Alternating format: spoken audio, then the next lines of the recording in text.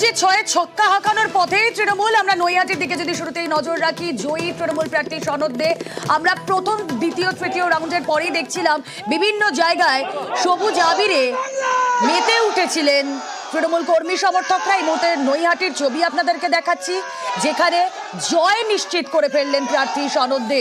নৈহাটিতে জয়ী তৃণমূল, সবুজ আবিরের ঝড় উঠেছে। কথা বলবো সোমরাজ বন্দ্যোপাধ্যায়ের প্রতিনিধি রয়েছেন সঙ্গে। সোমরাজ, ফার্স্ট সেকেন্ড রাউন্ডের পরেই আমরা যে আর্লি ট্রেন্ড দেখছিলাম তাতে খানিকটা স্পষ্ট হয়ে যাচ্ছিল, কারণ ব্যবধান অনেকটা বড় হচ্ছিল, বাড়ছিল ক্রমশ। ছবিটা কি এই মুহূর্তে?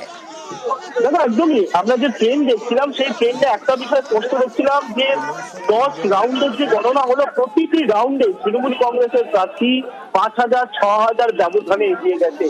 অর্থাৎ বিধানসভা নির্বাচনের ফলাফল বা 2024 লোকসভা নির্বাচনের যদি ফলাফল দেখা যায়, তাহলে যেটা দেখা যায় যে 2021-এর তুলনায় 2024-এ নৈহাটি কেন্দ্রের তৃণমূলের ভোট সামান্য কমেছিল, বিজেপির ভোট বেড়েছিল। কিন্তু এবারের যে উপনির্বাচন হলো নৈহাটি কেন্দ্রে, সেখানে কিন্তু উল্টো ছবিটা এরকম যে বিজেপির ভোট অনেকটাই কমে গেল, তৃণমূলের ভোট আরো বাড়লো এবং প্রায় 49,000-এরও বেশি ভোটে তৃণমূল কংগ্রেস প্রার্থী ইতিমধ্যেই তার জয় নিশ্চিত করেছে। এবং এই জয়কে অবশ্যই তৃণমূল কংগ্রেসের যিনি ব্যারাকপুর কেন্দ্রের সাংসদ পার্থ ভৌমিক, তিনিও দাবি করেছিলেন নির্বাচনের আগে থেকেই যে নৈহাটি কেন্দ্রে তৃণমূল কংগ্রেসের 40,000-এরও বেশি ভোটে জিতবে এবং উপনির্বাচনের ফলাফল উপনির্বাচনের আগেই সেই কনফিডেন্স নিয়েই মাঠে নেমেছিলেন সনদ দে, নেমেছিল গোটা তৃণমূল নেতৃত্ব। আসুন আমরা শুরুতেই একটু সনদদের বক্তব্যটা শুনে। 365 দিন মানুষের সাথে থাকি বলেই মানুষ আজকে, এবং বিরোধী প্রার্থী বিজেপির প্রার্থী যেভাবে নৈহাটির মানুষকে অপমান করেছে, যে নৈহাটির মানুষের মেরুদণ্ড ব্যাকা, এর উত্তর নৈহাটির মানুষ আজকে দিয়ে দিল। যে মার্জিনে জিতেছিলেন সেই মার্জিনে আপনি এগিয়ে গেলেন, এটা কি আপনার কাছে? সমস্ত কৃতিত্ব পার্থভৌমিক যেভাবে এই নির্বাচনটা পরিচালনা করেছে, পার্থভৌমিক ছিল বলে এটা সম্ভব। নৈহাটিতে 48,912 ভোটে জয়ী তৃণমূল। এই মুহূর্তে বিজেপি প্রার্থী, তার কি রিয়াকশন শুনুন। একটা কথাই বলবো, সেটা হচ্ছে গণতন্ত্রের এই রায়কে আমি মাথা পেতে নিলাম এবং নৈহাটির মানুষদের আমি নমস্কার প্রণাম জানাই। তার পাশাপাশি গণতন্ত্রের এই যে রায়, এই রায়কে আমি সম্মান জানালাম। রাজনৈতিক বিরোধী হিসেবে যিনি দাঁড়িয়েছিলেন সনদবাবুকে আমি আমার আন্তরিক শুভেচ্ছা অভিনন্দন জানাই। তিনি সুস্থ থাকুক, আগামী দিনে তিনি নৈহাটির জন্য ভালো কাজ করবেন, এটাই আশা রাখছি। বর্তমান সাংসদ, প্রাক্তন বিধায়ক, তার যে ছেড়ে যাওয়া আসন, সেই ছেড়ে যাওয়া আসনে যখন প্রতিদ্বন্দ্বিতা হচ্ছে, হাড্ডাহাড্ডি লড়াই হচ্ছে, বিজেপি প্রার্থীর বক্তব্য আপনাদেরকে শোনালাম। পার্থ ভৌমিক আজ সকাল থেকে শুধু নয়, আমরা বিধানসভা উপনির্বাচনের দিনও দেখেছিলাম তিনি কনফিডেন্ট ছিলেন। আজ তার সকালের রিয়াকশনটা কি শুনুন একবার। এই জয় কার্যত রেকর্ড তো। হ্যাঁ, রেকর্ড। মানে মমতা ব্যানার্জির উপরে মানুষের যে আস্থা, সেটা ঝড় থেকে সুনামিতে পরিণত হয়েছে।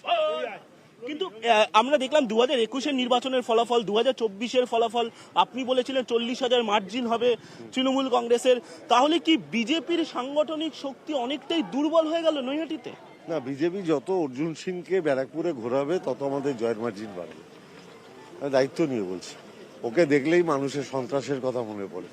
ওকে দেখবে আর মানুষ তৃণমূলকে উজাড় করে ভোট দেবে। এর বাইরে প্রথম যেটা, সেটা মমতা ব্যানার্জির উন্নয়নের উপর মানুষের আস্থা।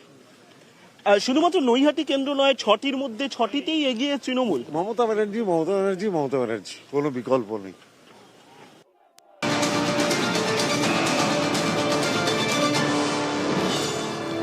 নজর রাখি তালজাংরায় এগিয়ে তৃণমূল। ব্যবধান আপনাদেরকে বলি, 12,224 ভোটে এই মুহূর্তে এগিয়ে রয়েছে তৃণমূল। চতুর্থ রাউন্ডের গণনা শেষ, 12,224 ভোটে এগিয়ে তৃণমূল। কথা বলবো, প্রিয়ব্রত প্রতিনিধি রয়েছেন সঙ্গে। প্রিয়ব্রত, দেখো রুমেলা, 12,224 ভোট, এই ব্যবধান এখন পর্যন্ত চতুর্থ রাউন্ড শেষ হয়েছে এবং যে নিকটতম প্রতিদ্বন্দ্বী অনন্যা রায় চক্রবর্তী বিজেপির রয়েছে, সে কিন্তু অনেকটাই পিছিয়ে রয়েছে এই মুহূর্তে। যে প্রার্থী ফাল্গুনী সিংবাবু, তিনি কিন্তু দাবি করে আসছেন বারে বারেই যে 30,000-এর বেশি মার্জিনে এই ভোট জিতবে। কেননা এই যে তালডাংরা উপনির্বাচন, সেই উপনির্বাচন হয়েছে কিন্তু অরূপ চক্রবর্তী যে বিধায়ক ছিলেন তালডাংরা, তিনি লোকসভা নির্বাচনে জয়ী হন এবং বাঁকুড়ার কেন্দ্র থেকে, তবেই এই উপনির্বাচন হচ্ছে এবং সেই কারণেই মানুষ তার বিরুদ্ধে তার সঙ্গে রয়েছে, এবং যে আরজিকর ফ্যাক্টর যেটা নিয়ে কিন্তু বিরোধীরা বারে বারে বলছিলেন যে ভোট পার্সেন্টেজ কমবে, মার্জিন কমবে, জয় আসবে, সেটাকে কিন্তু অনেকটাই পিছনে ফেলে দিয়ে কিন্তু জয়ের ব্যবধান প্রতিটা রাউন্ডে বাড়ছে এমনটাই কিন্তু, এবং তার পাশাপাশি যে দাবি করে আসছিলেন তৃণমূল প্রার্থী যে জয়ের ব্যবধান 3000-এর উপরে চলে যাবে, সেটা কিন্তু কিছুটা হলেও সত্যির দিকে যাচ্ছে, এটা কিন্তু বলাই যায়। বেশ, আসুন এবার আমরা নজর রাখি মেদিনীপুরের দিকে। মেদিনীপুরে এই মুহূর্তে অষ্টম রাউন্ডের গণনা শেষে কি চলছে লেটেস্ট ট্রেন্ড?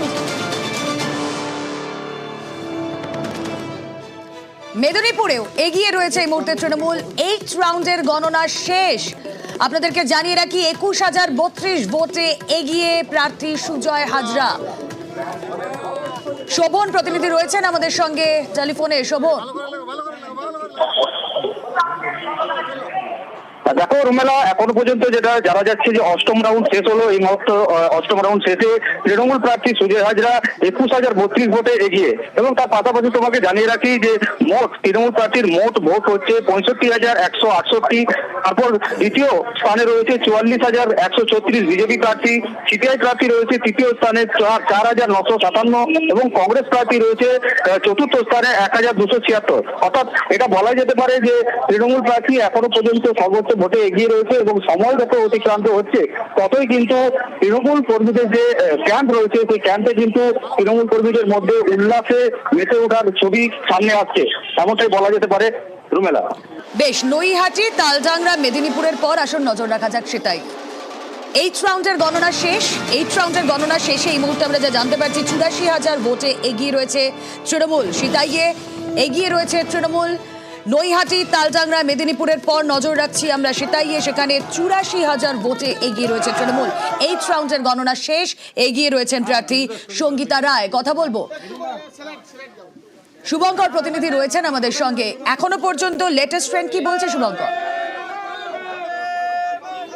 দেখো, এদিন সকাল থেকে ভোট গণনা যতই শুরু হয় ততই কিন্তু দেখা যায় তৃণমূল প্রার্থী প্রতি রাউন্ডে অন্তত পক্ষে 10,000-12,000 করে এগিয়ে থাকে, এবং এখন পর্যন্ত যেটা জানা যাচ্ছে তৃণমূল প্রার্থী প্রায় লক্ষাধিক ভোটে এগিয়ে আছে, এবং আনঅফিসিয়ালি তোমাকে জানিয়ে রাখি যে তৃণমূল প্রার্থীর জয় এখন সরকারি ভাবে ঘোষণার অপেক্ষা রয়েছে। লক্ষাধিক ভোটে তৃণমূল প্রার্থী জয়, তৃণমূল প্রার্থী সঙ্গীতা রায় জয়ী হয়েছেন বলে যেটা আমরা জানতে পেরেছি, কিন্তু যদিও এখনো কমিশন সরকারি ভাবে সেটা ঘোষণা করেনি। ফলে এই যে তৃণমূল প্রার্থীর এই বিরাট অঙ্কের ব্যবধানে জয়, সে জয় পরে খবর আসতেই কিন্তু তৃণমূল কর্মীরা ইতিমধ্যেই বাজি ফাটিয়ে উল্লাস শুরু করেছেন, আবির ফেলে উল্লাস শুরু করেছেন। ফলে বলাই যায় যে সিতাই বিধানসভা যে সাংসদ জগদীশ বর্মা বসুনিয়ার গড় ছিল এই সিতাই। স্বামীর আসনে স্ত্রী প্রার্থী হয়েছেন, স্বামীর যে ব্যবধান ছিল সেটাকেও কি টপকানোর চেষ্টা করছেন সঙ্গীতা রায়? হ্যাঁ, দেখো, গত 2021 সালে বিধানসভা নির্বাচনে এই সিতাই বিধানসভা কেন্দ্রে তৃণমূলের জগদীশ বর্মা বসুনিয়া মাত্র 10,000 ভোটে জয়ী হয়েছিল, কিন্তু বলা যায় যে সেই রেকর্ডকে অনেকটাই পিছনে ফেলে দিয়ে তার স্ত্রী সঙ্গীতা রায় প্রায় লক্ষাধিকের বেশি ভোটে জয়ী হচ্ছেন বলে জানা যাচ্ছে। একেবারে এখনো পর্যন্ত 84,000, প্রায় 8 টাইমস আহেড। আমরা সেই এখনো পর্যন্ত অষ্টম রাউন্ডের গণনা শেষে তাই বলতে পারি। আমরা নৈহাটি, তালডাংরা, মেদিনীপুর, সিতাইয়ের ছবি আপনাদেরকে দেখালাম। সিতাইয়ে যখন কথা হলো সঙ্গীতা রায়কে নিয়ে, জগদীশ চন্দ্র বর্মা বসুনিয়ার বক্তব্য একবার শুনুন আপনারা। যে ধারাবাহিকভাবে আমাদের জয়ের যে ব্যবধান সেটা যত রাউন্ড এগিয়ে যাবে তত বাড়বে। আমাদের যে আশা করেছি তার চেয়ে অনেকটা বেশি হবে, 1,20,25 গিয়ে দাঁড়াবে। দিনহাটার উপনির্বাচনের রেকর্ড ভাঙানো সম্ভব না, এই জন্যই যে ভোটের পার্সেন্টেজটা অনেকটা কম হয়েছে দিনহাটার উপনির্বাচনের থেকে। মাত্র 71% ভোট হয়েছে, যার ফলে সেই রেকর্ডটাকে ভাঙা কোনো মতেই সম্ভব না। ধর্ষণ একটা নিন্দনীয় কাজ, সেটাকে নিয়ে রাজনীতি করতে গিয়ে তারা নিজেরাই বুমেরাং হয়েছে। তারপরেও রাজনীতি করার জন্য বিজেপি এবং বামেরা যেভাবে সিবিআইকে দিয়ে, কখনো হাইকোর্টকে দিয়ে, কখনো সুপ্রিম কোর্টে গিয়ে তারা এটাকে নিয়ে রাজনীতি করতে চেয়েছেন, বাংলার মানুষ তাদের গালে কষা একটা থাপ্পড় বসিয়ে দিল এই নির্বাচনের মধ্যে দিয়ে।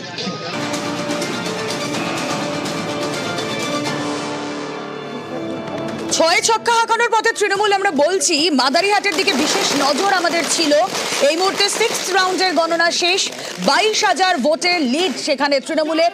বিজেপির গড় কার্যত মাদারিহাট, আর এই মাদারিহাটে চাবলয়ের মন বুঝতে যে পারবে সেই রাজা। এই মুহূর্তে দাঁড়িয়ে 6th রাউন্ডের গণনা শেষে মাদারিহাটে 22,000 ভোটে লিড নিচ্ছে তৃণমূল।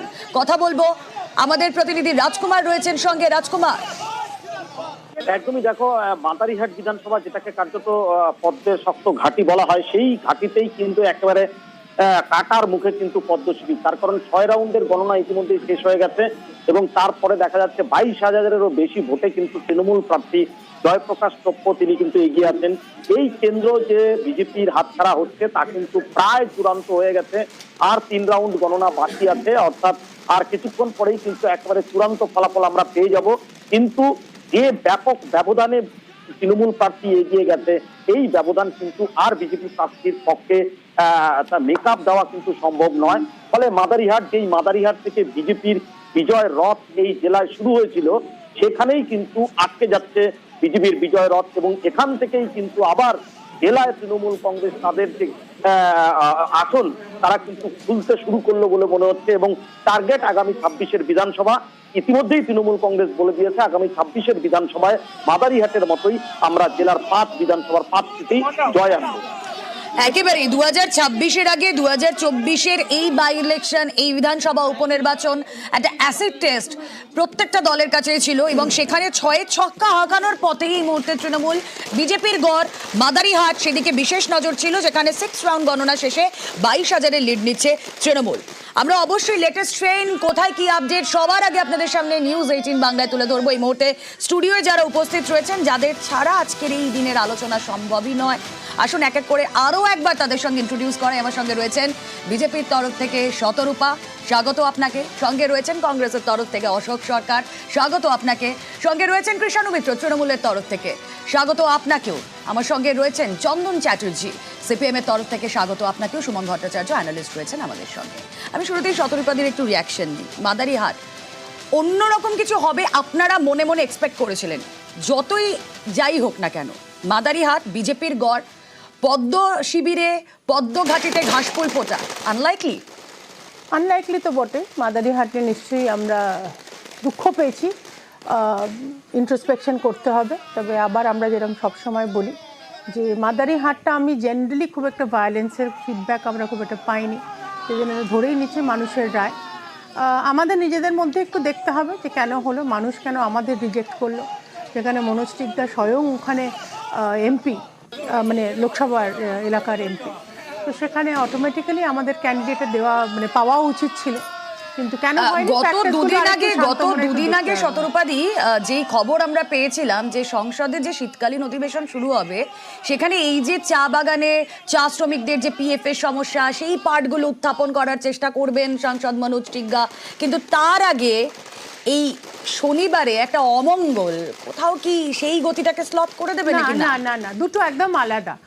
আমরা সব সময় মানুষের জন্য করেছি এবং মানুষের যে কনসার্ন সেটা আমরা সব সময় পার্লামেন্টে আমাদের যে প্রতিনিধি যেখান থেকেই থাকুক তুলেছে। এবং তুমি এটাও খুব মানে থ্যাংক ইউ এটা তোলবার জন্য। মাননীয় প্রধানমন্ত্রীও যখনই নর্থ বেঙ্গলে এসছেন, ওনার টকিং পয়েন্টস যেহেতু আমি করি, আমি অন্যতম করি, আমি জানি চা বাগানের কনসার্ন নিয়ে ওনার টকিং পয়েন্টস ডেফিনেটলি থাকে।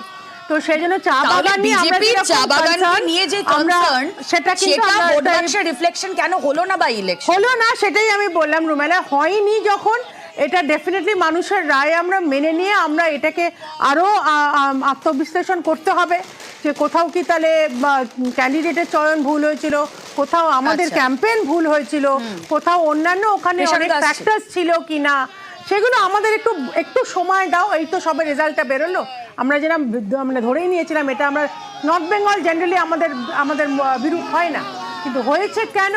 It is a big warning signal আমাদের। মাদারিহাট এক্সাম্পল হয়ে থাকবে না এক্সেপশন হয়ে থাকবে, সেটা তো পরবর্তীতে অবশ্যই সামনে আসবে। কিন্তু হ্যাঁ, মাদারিহাটের যে ভোট বাক্স সেটা ডিপেন্ড করে বেশিরভাগটাই এই চা বলায় মানুষের ওপর। তাদের মন বুঝতে কি সক্ষম হয়েছে তাহলে তৃণমূল? উল্টো কোয়েশ্চেনটা কৃষাণুদার কাছে। রুমেলা, যেটা শতরূপা বলল যে টকিং পয়েন্টস, প্রধানমন্ত্রীর টকিং পয়েন্টস তো অনেক কিছু আছে, আমরা তো দেখেছিলাম স্বয়ং ফিন্যান্স মিনিস্টার অর্থমন্ত্রীকে এই পার্বত্য পশ্চিমবাংলায় এসে চা বাগানে ভুরি ভুরি প্রতিশ্রুতি দিতে, কিন্তু কাজের কাজ কি করেছে। এবং ওইখানকার যিনি প্রাক্তন সাংসদ, তিনি শুধু সাংসদ ছিলেন না, তিনি অন্যতম মন্ত্রী ছিলেন মোদী মন্ত্রিসভায়, তার পাশের জেলা পাশের সাংসদ যিনি ছিলেন তিনিও মন্ত্রী ছিলেন, গুরুত্বপূর্ণ মন্ত্রকের মন্ত্রী ছিলেন। তো এরা সাংসদ শুধু নয়, মন্ত্রী হয়েও কিছু করতে পারেনি। এবং এই মাদারিহাট 2011 সালেও কানের কাজ দিয়ে সেখানে বিজেপি হেরেছিল, আমরা জিততে পারিনি। 2016-তে আমি আবার বলছি যে পার্বত্য পশ্চিমবাংলার মালদার একটা সিট বৈষ্ণবনগর এবং এই মাদারিহাট বিজেপি জিতেছিল, এবং বিজেপির উত্তর বাংলাতে তথাকথিত যে জয়যাত্রা 2016 সালে একটু বিরত করছি। হারোয়ার রেজাল্ট এই মুহূর্তে স্পষ্ট, হারোয়ায় জয়ী তৃণমূল প্রার্থী, জয় নিশ্চিতের পথেই ছিল। আপনাদেরকে আনুষ্ঠানিকভাবে আমরা জানাচ্ছি হারোয়ায় জয়ী তৃণমূল প্রার্থী রবিউল ইসলাম। সবুজ আবির মেখে এই মুহূর্তে উচ্ছ্বাস উন্মাদনা তৃণমূল প্রার্থী। অষ্টম রাউন্ড শেষে যে সেই ছবি আপনারা দেখছেন, জিয়াউল, আমাদের প্রতিনিধি জিয়াউল আলম রয়েছেন সঙ্গে। জিয়াউল, ছবিটা স্পষ্ট করো। একদম দেখো, তৃণমূল কংগ্রেস প্রার্থী শেখ রবিউল ইসলাম তিনি কিন্তু এই মুহূর্তে জয়ী হলেন, অর্থাৎ অষ্টম রাউন্ড শেষেই এখানে 14 রাউন্ড গণনা হবে, অর্থাৎ প্রায় 2,10,000 ভোট পোল হয়েছে। তার মধ্যে ইতিমধ্যে অষ্টম রাউন্ড শেষে তার প্রাপ্ত ভোট কিন্তু 91,369।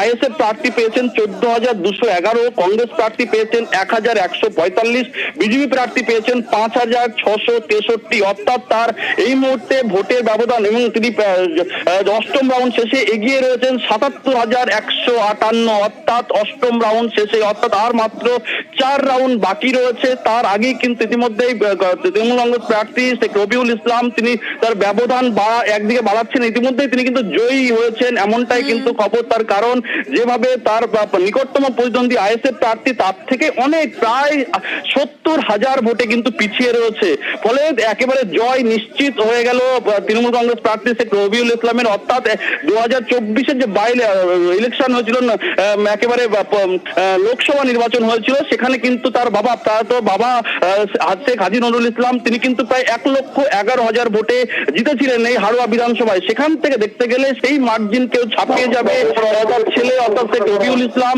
ইতিমধ্যেই প্রায় 80,000-এর কাছাকাছি তিনি ভোটে এগিয়ে রয়েছেন, ফলে জয় নিশ্চিত হয়ে গেল হারোয়া বিধানসভা তৃণমূল কংগ্রেস প্রার্থী শেখ রবিউল ইসলাম। বেশ, হারোয়ার ফলাফল এই মুহূর্তে স্পষ্ট হয়ে গিয়েছে। হারোয়ায় 77,158 ভোটে এই মুহূর্তে এগিয়ে রয়েছে তৃণমূল। আমরা বলছি জয় নিশ্চিত করে ফেলেছেন, তার কারণ দ্বিতীয় স্থানে থাকা তার একদম নিকটতম প্রতিদ্বন্দ্বী আইএসএফ প্রার্থী, তার থেকে মার্জিন 70,000-এর বেশি। আমরা আসুন নজর রাখি মেদিনীপুরের দিকে, কারণ সুজয় হাজরা তৃণমূল প্রার্থী এই মুহূর্তে তিনি লিড নিচ্ছেন 22,877 ভোটে 9th রাউন্ড গণনা শেষে।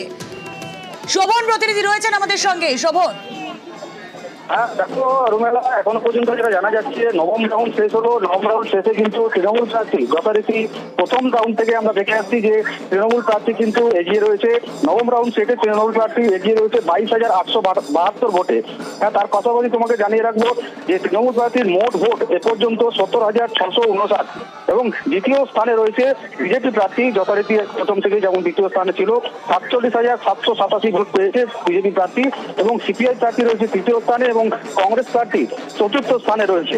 কিন্তু এই ভোটের ব্যবধান যত বাড়ছে ততই কিন্তু যে তৃণমূলের যে ক্যাম্প রয়েছে সেই ক্যাম্পে কিন্তু উল্লাসের ছবি ধরা পড়ছে।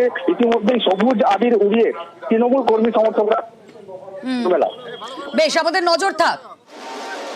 বিধানসভা উপনির্বাচনের রাজ্যের যে 6টি কেন্দ্র, প্রত্যেক মুহূর্তের লেটেস্ট আপডেট আপনাদের সামনে তুলে ধরছি। আপডেট তুলে ধরবো মহারাষ্ট্র, ঝাড়খণ্ড থেকেও। তবে আবারও আলোচনায় ফেরা যাক। আমি কথা বলছিলাম শতরূপাদি এবং কৃষাণুদার সঙ্গে, কিন্তু বাকিরা যারা রয়েছেন, এই যে 6 ছক্কা হাঁকানোর পথে আমরা তৃণমূল বলছি, বাই ইলেকশনের আগে থেকেই কার্যত এই কনফিডেন্সটা তৃণমূলের স্পষ্ট ছিল। কোথাও গিয়ে কোনো বিরোধী শক্তি খুব একটা বেশি দাঁত ফোটাতে পারেনি। কেন? তারই বিশ্লেষণ এই মুহূর্তে দরকার। তার কারণ বারবার বলছি 2026-এর আগে এই বাই ইলেকশন একটা অ্যাসিড টেস্ট। অশোকদা, দেখুন, বাই ইলেকশনে আগে জিতেছিল বাইরন বিশ্বাস তো জিতেছিল কংগ্রেসের সিম্বলে, তো উনি বিক্রি হয়ে গেছেন। আমার মনে হয় সেই বাই ইলেকশনটার পরই আমাদের বোধহয় বাই ইলেকশন নিয়ে এত উন্মাদনা তুঙ্গে সাগর দিকে আমাদেরকে দেখিয়ে দিয়েছে। যাই হোক, উনি জিতেছিলেন এবং পরে উনি বিক্রি হয়ে গেছেন, সেটা ওনার ব্যাপার। কিন্তু যে কথাটা হলো গিয়ে, মানে তৃণমূল যে জিনিসটা করতে চাইছে, যে পাবলিক সেন্টিমেন্টটাকে ইউজ করছে। পাবলিক সেন্টিমেন্ট বলতে কী বলছে, যেমন এই লক্ষ্মীর ভাণ্ডার, স্বাস্থ্যশ্রী, এসসি, এগুলো গ্রামে গ্রামে খুব ইন্টেলিজেন্ট জায়গায় পৌঁছে যাচ্ছে। এই চা বাগান এলাকা নর্থ বেঙ্গলে ওখানে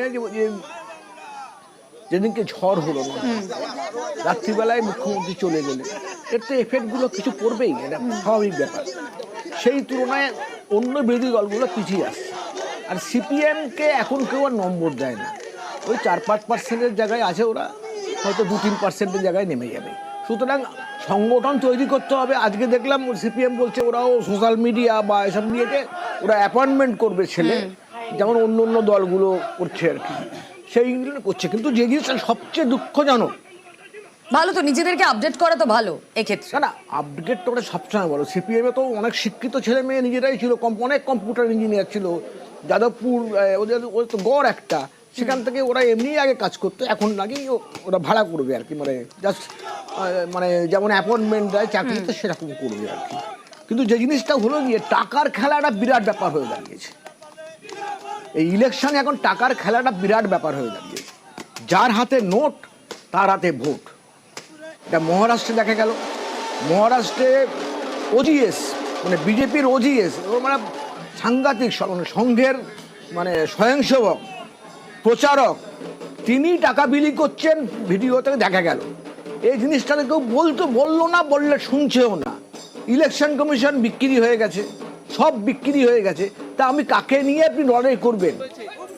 যে লড়াই করতে হচ্ছে, অর্থাৎ ভোট বাক্সে যে রিফ্লেকশন সেটা মানুষের স্বতঃস্ফূর্ত রিফ্লেকশন নয়। না মহারাষ্ট্র তো নয়। আচ্ছা, মহারাষ্ট্রে একদমই নয়। মহারাষ্ট্রে বললাম তো ওজিএস, এখানে উনি আছেন, জানেন ওজিএস এর কি ক্ষমতা। আফটার দি প্রেসিডেন্ট ওজিএস হলো অল ইন অল। সেই ওজিএস টাকা বিলি করছে, এটা তো আশা করা বেশ। আমি রিঅ্যাকশন নেব। একটা ছোট্ট বিরতিতে যাব, বিরতির পর আসবো সুমনদা এবং চন্দনদার কাছে। ছোট্ট বিরতি, সব মুহূর্তের লেটেস্ট আপডেট আপনারা পাচ্ছেন একমাত্র নিউজ 18 বাংলার সঙ্গে থাকুন প্লিজ।